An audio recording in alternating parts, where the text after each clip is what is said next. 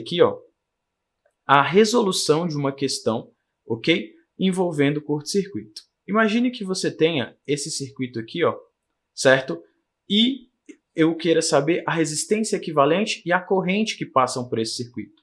Vamos lembrar aqui do seguinte: para resolver um circuito como esse, a primeira coisa que você vai precisar fazer é mapear os potenciais. Então, a gente vai mapear o circuito de acordo com o potencial. Como assim? Olha só.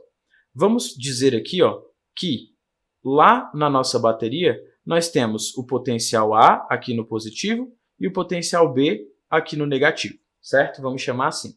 Então, vamos fazer ali o mapeamento. O mapeamento vai ser feito da seguinte forma.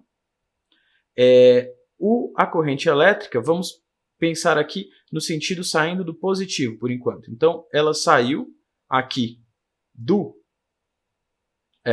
polo positivo e se direcionou para este lado, vamos supor. Beleza? Vamos analisar a corrente indo desse lado aqui agora.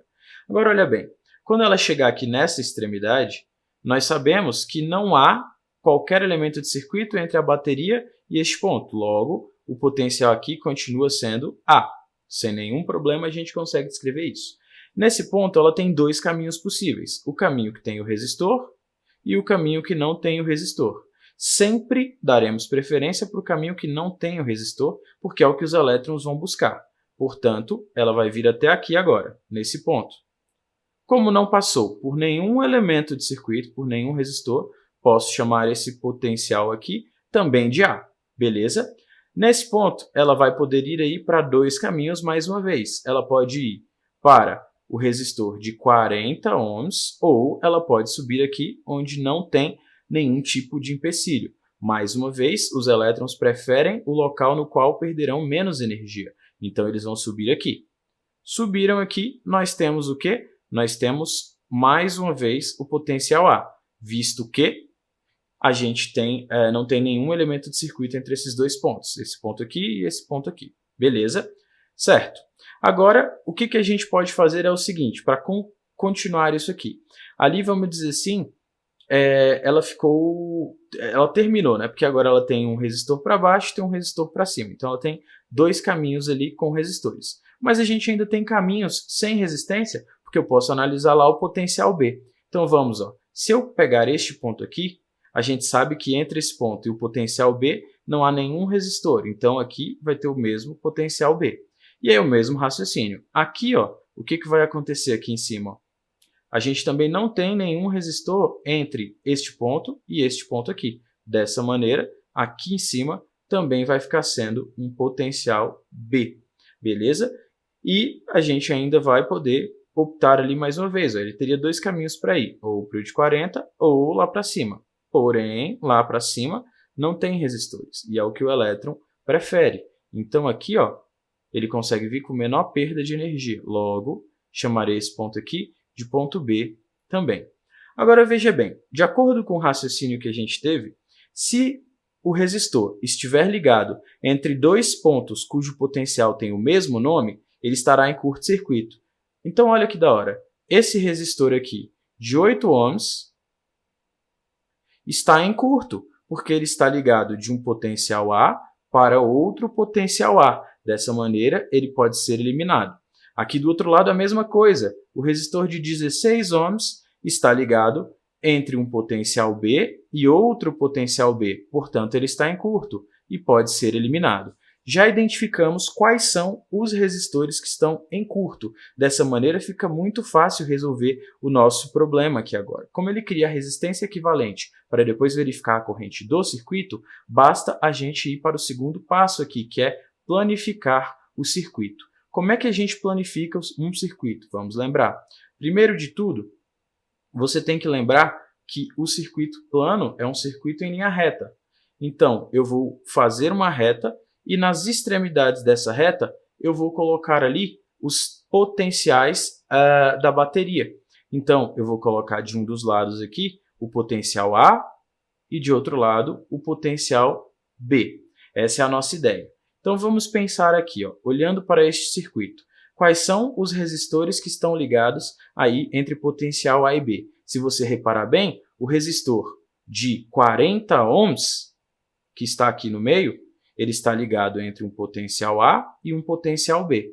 E o resistor de 10 ohms também está ligado entre o potencial A e um potencial B, beleza? É só a gente verificar aqui agora, certo? Ele está ligado de A para B. Vou circular aqui, está ligado de A para B. Essa ligação agora é que importa. Então, temos AB e AB aí nas nossas ligações. Como eles estão ligados entre o mesmo potencial, a gente pode colocar esses resistores ali no nosso circuito. É importante lembrar, como eles estão ligados entre a mesma diferença de potencial, de A para B, significa que eles estão ligados em paralelo, não é verdade? Logo, a gente tem que fazer o desenho em paralelo. Para isso, eu vou fazer o seguinte, ó. Vou pegar aqui e vou abrir um espacinho aqui no meio para poder desenhar o meu resistor. Vou pegar aqui o resistor em si. Vou copiar ele e colar aqui, ó. Pá, então, beleza. Temos aqui o primeiro resistor, certo? Então, tá lá. E esse resistor, suponhamos que eu tenha colocado aqui o resistor de 40 ohms, beleza? Então, vou escrever ali 40 ohms, que é o valor deste resistor. Agora, eu tenho que ligar outro resistor em paralelo a esse. Como é que a gente faz isso? É só pegar e fazer o seguinte, ó, vamos lembrar que puxei um fio aqui até este ponto e aqui do outro lado vou levar outro fio até aqui em cima. Por que dessa maneira? Se você reparar bem, do ponto A, aqui da esquerda, até este ponto, não há nenhum elemento de circuito. Logo, aqui nós teremos também um potencial A.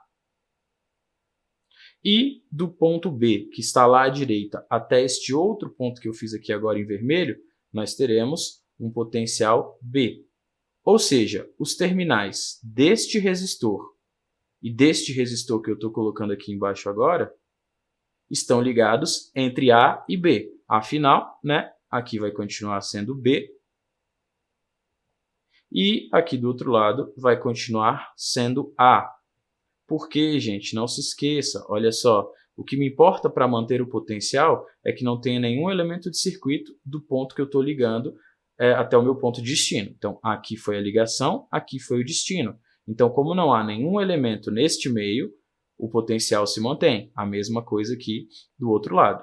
Então, desenhei os dois resistores planificados em paralelo. E esse aqui vai ser o nosso resistor de 10 ohms. Beleza?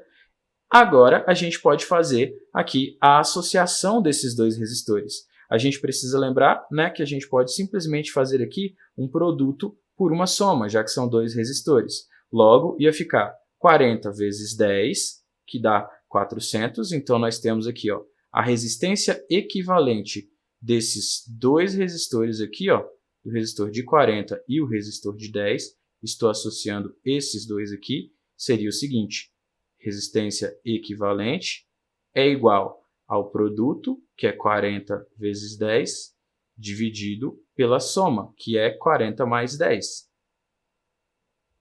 Beleza? Ou seja, nós teremos 400 dividido por 50. Ao fazer essa divisão, encontraremos o valor de 8 ohms. Então, a resistência equivalente desse circuito, de todo esse circuito, é 8 ohms. Conseguimos determinar isso aqui. Note bem que foi muito importante entender curto-circuito para poder fazer a eliminação desses dois resistores que não estavam contribuindo para o nosso circuito. Beleza. Agora que nós temos a resistência equivalente, basta fazer o cálculo da corrente que ele também pediu. Nós lembramos que DDP total é igual à resistência total do circuito, que no caso é a nossa resistência equivalente, vezes a corrente total que passa no circuito. Dessa forma, podemos dizer que a corrente total do circuito é igual a DDP, que vale 80, dividido por 8, que é a resistência. Sendo assim, a corrente do circuito vai ser igual a 10 amperes. Beleza? E aqui a gente encerra a nossa resolução. Beleza, pessoal? Muito obrigado. Valeu!